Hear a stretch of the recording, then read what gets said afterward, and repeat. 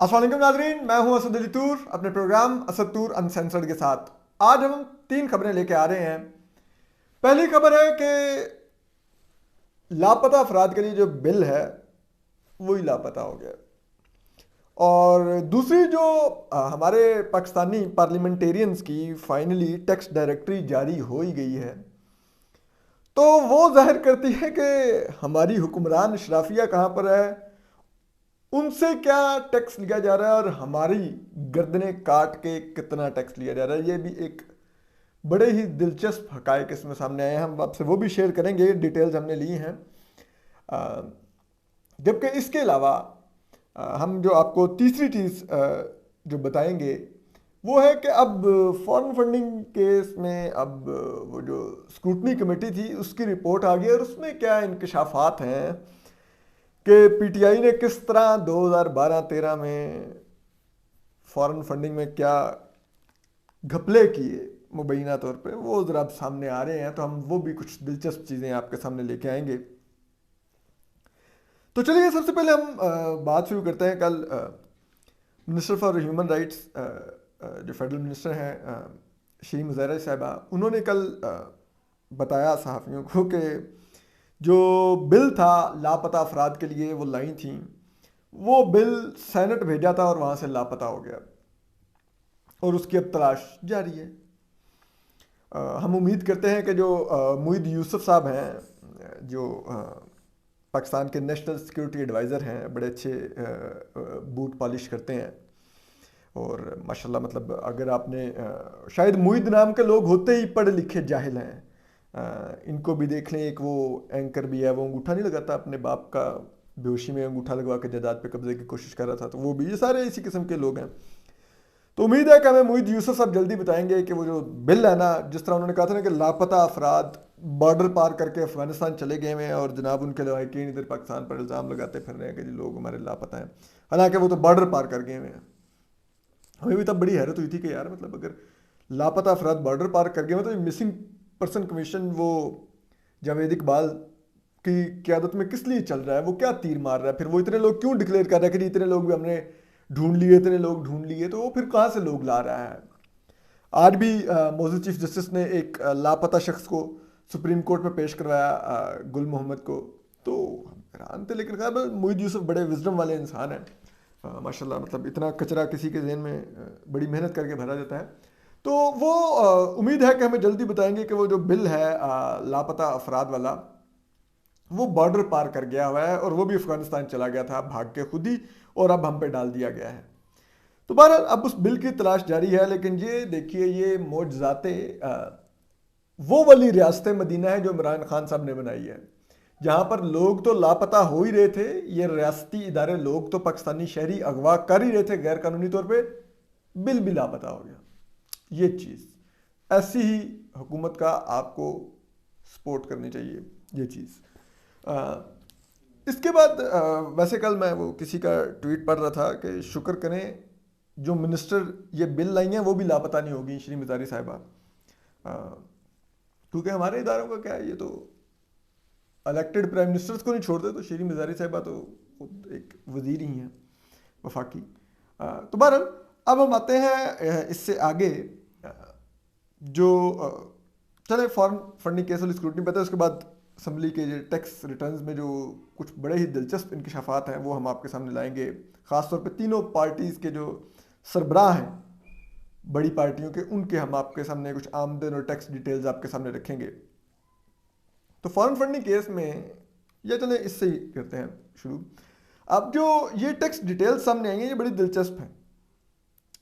एक तो ये है कि 392 मेंबरान सिर्फ पाकिस्तान की कौमी असम्बली में ये टैक्स दे रहे हैं।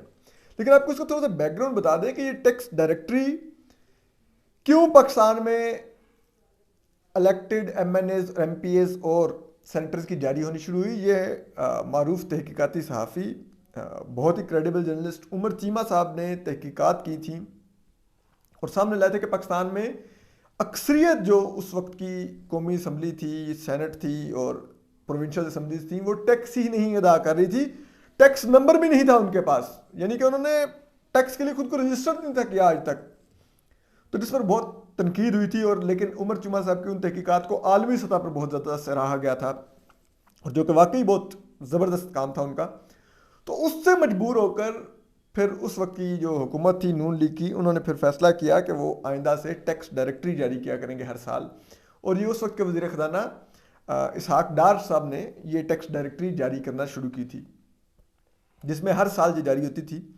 लेकिन अब जबकि सादिक और अमीनों की हुकूमत आई, जो रियासत मदीना कायम कर रही थी, जहाँ पे इमरान खान साहब बार बार हमें खड़े होकर बताते थे कि हज़रत उमर रज़ी अल्लाह अन्हु से पूछ लिया मजमे में एक शख्स ने कि आपका ये कुर्ते का कपड़ा कैसे पूरा हुआ, और हज़रत उमर को जवाब देना पड़ा हज़रत उमर रज़ी अल्लाह अन्हु को कि वो मेरे बेटे को जो कपड़ा मिला था उसने अपने कपड़ा मुझे दे दिया, तो फिर मेरा और उसका जो कपड़ा था मिला के तो फिर मेरा कुर्ता पूरा हुआ। तो उन मुकद्दस हस्तियों की मिसालें देने वाले इमरान खान साहब, और ये किस्से सुनाकर लोगों को गुमराह करने वाले अपने बारे में, उन्होंने पिछले 3 साल से टैक्स डायरेक्टरी ही नहीं जारी कर रहे थे कि वो क्या कर रहे हैं। और अब उसकी वजह भी सामने आ रही है, वो क्यों नहीं जारी कर रहे थे। बहुत दबाव के बाद और IMF से जिल्लत उठाने के बाद अब ये टैक्स डायरेक्टरी आई है, और ये सिर्फ अभी तक 2019 की आई है, 2020-21 की तो अभी पता नहीं कब आएगी। ठीक है, हालांकि इससे पहले हर साल टैक्स डायरेक्टरी आ रही थी। ये 3 साल सादिक और अमीन टैक्स की जो इन्होंने गेम की हुई थी वो छुपा के बैठे थे। अब जो डायरेक्टरी आई है उसने पोल खोले हैं कि ये डायरेक्टरी क्यों दबी हुई थी। पहले तो मजमूई तौर पर बताते हैं कि 392 मेंबरान ने 2019 में अपनी 11 अरब आमदन पे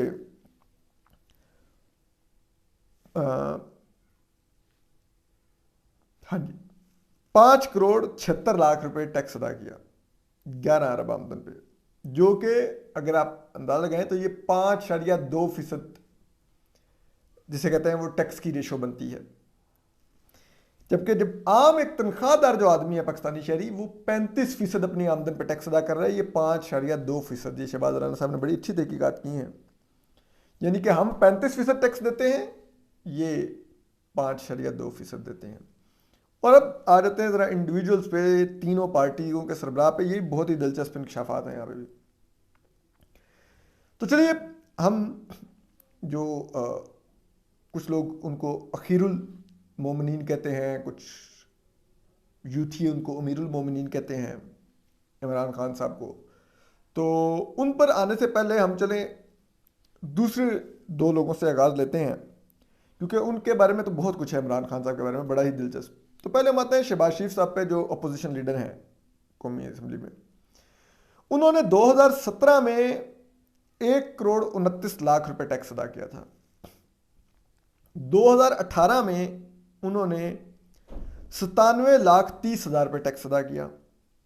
2019 जिसकी टैक्स डायरेक्टरी PTI ने जारी किया, इसमें उन्होंने 82 लाख रुपए टैक्स अदा किया। यानी कि उनकी ग्रेजुअली टैक्स कम उनका हुआ जो वो अदा कर रहे थे। जबकि उन्होंने जो आमदन 2019 में शो की है वो है 5 करोड़ 64 लाख रुपए, जिस पर उन्होंने 82 लाख रुपए टैक्स अदा किया है। इसमें उनका ज़रूरी टैक्स शामिल नहीं है वैसे। अब आ जाते हैं हम जो चेयरमैन पीपल्स पार्टी बिलावल भुट्टो हैं, उनकी टैक्स डिटेल्स पे। तो बिलावल भुट्टो जरदारी साहब ने, इन्होंने 2017 में जो टैक्स अदा किया था वो था 2,37,152 रुपये इनका इनकम टैक्स था। जो इनकी ज़रूरी आमदन का टैक्स था वो था 39,58,330 रुपये। यानी कि इन्होंने कुल जो टैक्स अदा किया था 2017 में वो था 41,95,482 रुपये।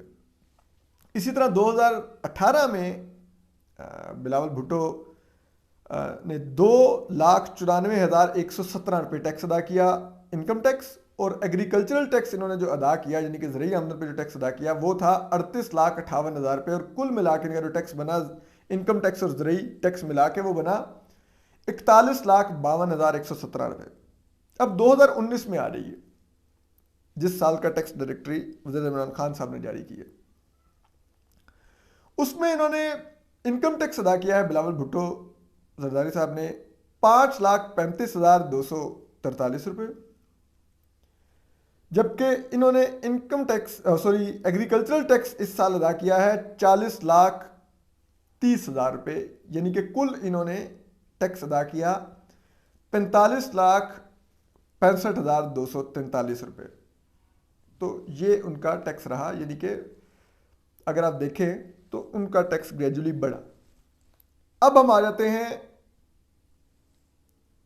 अखीरुल मोमिनीन पे, यानी कि रियासत मदीना जिन्होंने अपनी तरफ से कायम की हुई है और उसके नाम पे वो धोखा दिए जा रहे हैं।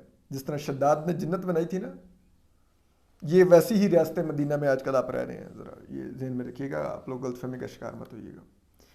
तो इमरान खान साहब ने माशाल्लाह 2017 में टैक्स अदा किया सिर्फ 1,03,000 रुपये, 1,03,763 रुपये।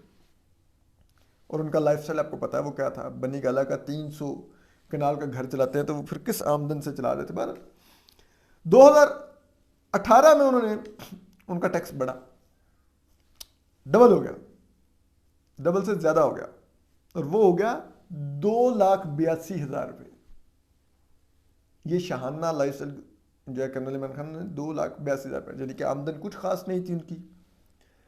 और खुद उनके जो मसाइब हैं जो इर्द गिर्द उनके बैठते हैं, उनके तबलची और उनके वो दरबारी, वो बताते थे कि खान साहब तो बड़ी मुश्किल से गुजर बसर करते हैं, कोई ख़ास सिर्फ ज़रूरी आमदन है, या कभी कोई किसी कमेंट्री का उनको मुआवजा मिल जाए तो वो बस है, तो वो फलान, तो सिर्फ 2,82,000 रुपये बड़ी उनके गुजर। लेकिन जब वो वज़ीर आज़म बने तो उन्होंने जो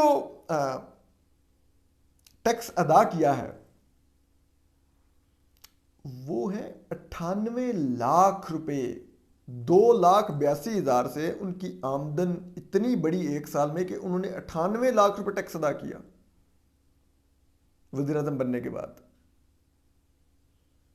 क्या ऐसा किया वज़ीर आज़म इमरान खान ने कि उनको 98 लाख रुपए टैक्स अदा किया? अब तो ना वो किसी चैनल के लिए कमेंट्री कर रहे हैं, मुल्क के वज़ीर आज़म हैं, ना वो कुछ और ऐसा कर रहे हैं। 2019 में तो पाकिस्तान की वैसे भी एग्रीकल्चरल ग्रोथ भी कम हुई थी, तहरीक इंसाफ के पहले साल में पाकिस्तान की इंडस्ट्रियल ग्रोथ भी कम हुई थी। तो वज़ीर इमरान खान की कौन सी ऐसी ग्रोथ हुई कि उन्होंने 98 लाख रुपए टैक्स अदा किया? ये तो बड़ा दिलचस्प है, ये तो यकीनन देखने वाला है आखिर उन्होंने क्या ऐसा किया कि उनकी 98 लाख रुपए आमदन हुई। हम कल देख रहे थे, वो एहसन इकबाल साहब ने भी इस पर सवाल पूछा कि ये 98 लाख रुपए कहाँ से पैसे आए कि 98 लाख रुपए टैक्स अदा किया आपने। तो वो जो डिजिटल मीडिया पे पीएम का फोकल पर्सन है अरसलान खालिद, वो उन्होंने छोड़ा पहले उनके ऊपर। वो आके कह रहा कि तुम फलाने ये वो आओ, तुम्हें हिसाब देते हैं, तुम नवाज शरीफ से मांगो, लूटी दौलत लाओ। फिर वो जो बुशरा भाभी का जो नौकर है शहबाज गिल, फिर वो छोड़ा, वो आके काट रहा कि इधर आओ तुम्हें 1-1 रुपये का हिसाब देंगे फलान। अरे भाई, बात ये है कि पहली तो बात यह है कि कितने अफसोस का मुकाम है कि आपकी नौकरी ये हो कि आपने लोगों को उनको काटना है जो आपसे सवाल पूछेंगे, ठीक है।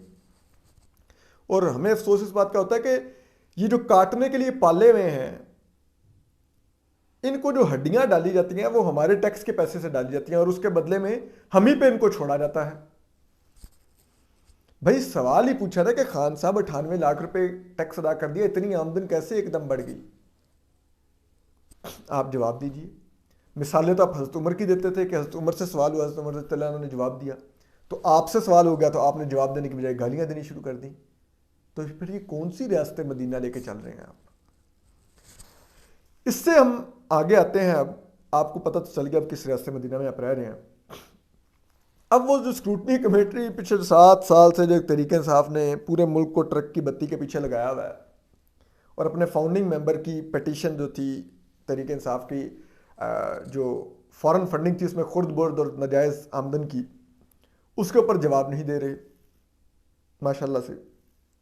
हालांकि सारी दुनिया से रसीदें मांगते हैं, अपनी नहीं दे रहे थे। तो अब जो चंद रसीदें पेश की हैं तो उसमें इनका कच्चा चिट्ठा सामने आया। वो ये है कि तहरीके इंसाफ ने 12 बैंक अकाउंट शो किए थे कि जिसमें हमें फंडिंग होती है, पार्टी फंडिंग, जबकि 52 के 53 बैंक अकाउंट छुपाए हुए थे। क्यों छुपाए हुए थे? अगर जायज़ आमदन आ रही थी, हलाल तरीके से इस्तेमाल हो रही थी, कोई हराम नहीं खा रहा था उसमें से, क्यों छुपाए हुए थे? फिर दूसरी चीज़, वो स्क्रूटनी कमेटी की रिपोर्ट कहती है कि जो 2012-13 में तहरीके इंसाफ को जो फंडिंग हुई, उसकी जो बैंक स्टेटमेंट्स हैं और जो फंडिंग के इन्होंने सब कुछ जो शो किया है वो मैच ही नहीं करते एक दूसरे से। और आपको पता है 2012-13 कौन सा साल था? इलेक्शन ईयर था। जब इलेक्शन के लिए कैंपेन शुरू हो चुकी थी, जलसे हो रहे थे, तो बड़े पैमाने पे इधर उधर से फंड आ रहे थे और उस फंड के नाम पर तहरीके इंसाफ में लोग खुला खा रहे थे, नंगा नहा रहे थे। कई लोगों ने फार्म हाउसेस खड़े कर दिए, कईयों ने पोल्ट्री की लाइनें लगा दी, पोल्ट्री इंडस्ट्री अपनी खड़ी कर ली। कौन कहाँ से कहाँ पहुँच गया, लोगों की गाड़ियों के मॉडल बदल गए, इमरान खान साहब का लाइफस्टाइल बदल गया, सैफुल्लाह नियाज़ी को देखें उसका क्या लाइफस्टाइल बन गया। मौजें लगी, ऐसी ऐसी लोगों की मौजें लगी कि क्या बताएं आपको। इमरान इस्माइल को आप देखें, ये ऐसे ही नहीं, इतने बड़े मुंह हुए इनके, और ये अगर सही ऑडिट करवाए तो दूध का दूध पानी का पानी हो जाए कि जो पाकिस्तानियों ने बैरून मुल्क से या अंदरून मुल्क से ये सोच के पैसा दिया कि हमने इस बंदे को पावर में लाना है ताकि मुल्क सही हो, वो तो जो इन्होंने किया पावर में आके, लेकिन उस वक्त भी जो लोगों ने पैसा दिया उस पर इन्होंने ऐसा हाथ साफ किया कि अल्लाह अल्लाह।